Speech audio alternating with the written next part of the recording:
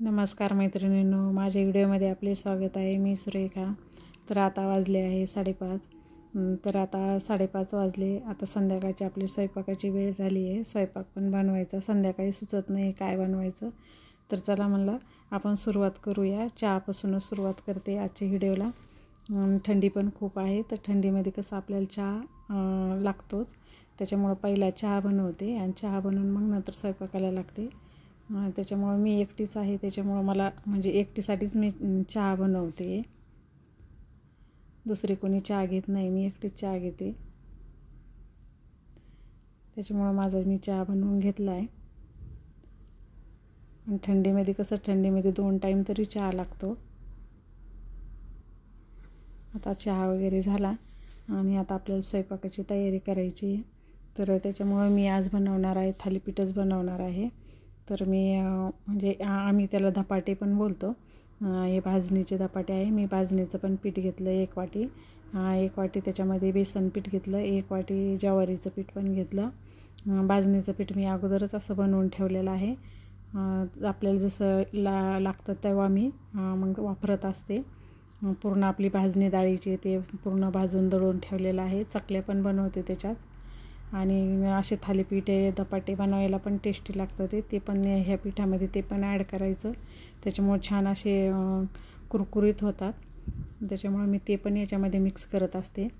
आणि आज मी हिरव्या मिरचीमध्ये बनवत आहे। आणि जी कोथिंबीर आहे ना, तर कोथिंबीर आपल्याच इथालची गार्डनमधली कोथिंबीर आहे। मी आत्ताच ती कोथिंबीर काढून आणली। त्याच्यामुळे कोथिंबीर पण खूप छान, म्हणजे अशी ताजी ताजी कोथिंबीर होती आणि बिना केमिकलची। आपल्या घरात आपण इथंच लावलेली गार्डनमध्ये कोथिंबीर होती, म्हणून म्हटलं चला आज आपण छानपैकी आज आपण थालीपीठ बनवूया। त्याच्यासाठी मग मी पीठ मळून घेतलं। पीठ थोडंसं सैलच मळायचं, लय घट्ट पण नाही मळायचं, कारण आपल्याला थापायला पण। आणि मी असे कपड्यावरती थापते बघा त्याला।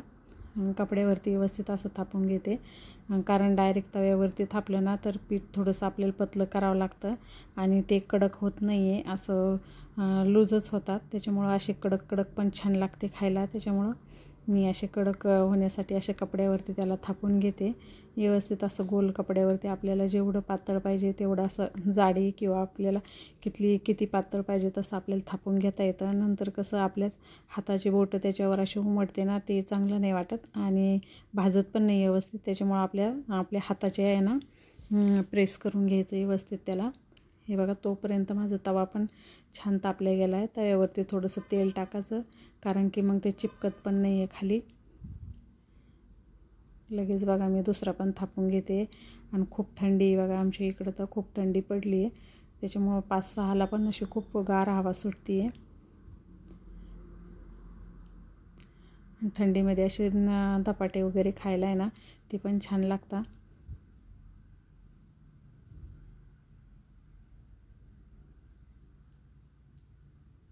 आणि गरम गरम खायला तर आणखीनच छान लागतं, आणि गरम गरमच छान लागते। त्याच्यामुळं म्हणलं मी बनवून ठेवत नाही।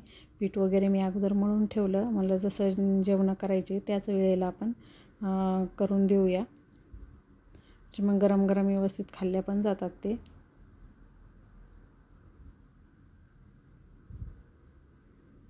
अशी बोटाच्या साहाय्याने व्यवस्थित त्याला गोल आकार देऊन घ्यायचा आणि थोडं थोडं मध्ये मध्ये असं हाताला पाणी लावायचं, कारण मग ते चिपकत नाही। आणि थापायला खाली कॉटनचाच कपडा घ्यायचा। हे बघा मी असं तळ हाताने कसं त्याला हे करते, प्रेस करते, तसं हे करून घ्यायचं। मध्ये थोडंसं असं छिद्र पाडायचं त्याला, कारण ते तेल जाण्यासाठी मध्ये। आणि असं छान मंद आचेवर भाजू द्यायचं, असं बदामी कलर होईस्तोवर असं भाजू द्यायचा। म्हणजे त्याच्यामुळं काय होतं, एकदम असं कुसकुशीत पण होतो आणि आपण असं दह्यासोबत सॉससोबत खायला पण छान लागतो। असं दिवसा जर बनवले तर मग मी कढी पण बनवते त्याच्यासोबत, पण संध्याकाळच्या टायमाला करू लागले त्याच्यामुळं दह्यासोबत खाल्ले ना तरी पण छान लागते, दही आणि सॉससोबत। थंडी असल्यामुळं कोण ज्याला दही खायचं ते दही खातं, नाही तर मग सॉससोबतच। हे बघा आता आपलं खायला समज ताट मी रेडी केलं आहे।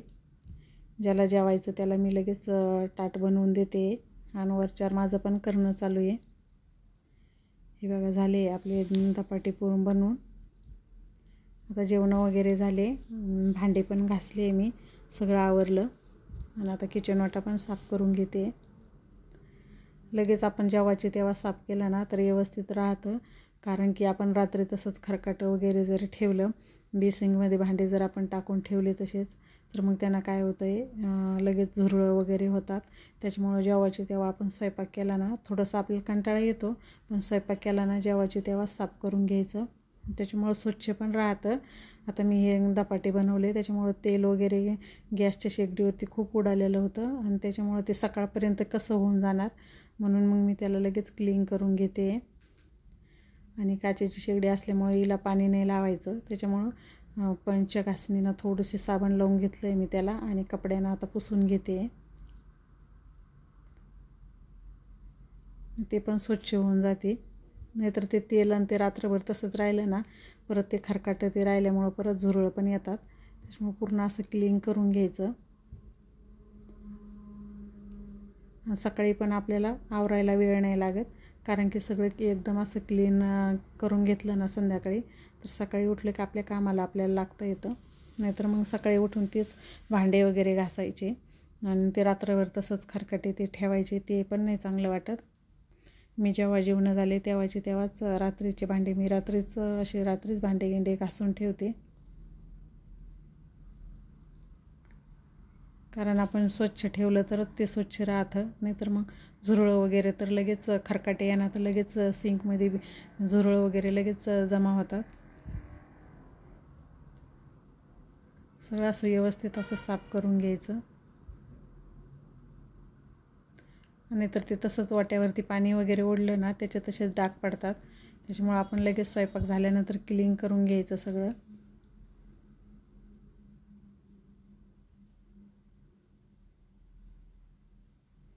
दररोजच्या रोज आपण जर असं क्लीन ठेवलं तर व्यवस्थित राहतं.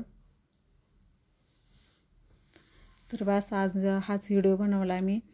संध्याकाळचं कसं असतं, संध्याकाळच्या जेवणाचं थोडं लाईट जरी बनवलं तरी काही पण चालतं. त्याच्यामुळं मग मी आज हे असं बनवलं बघा, तुमच्यासोबत मी शेअर केलं. मी आज धपाटे बनवले, ते पण मी तुमच्यासोबत शेअर केले.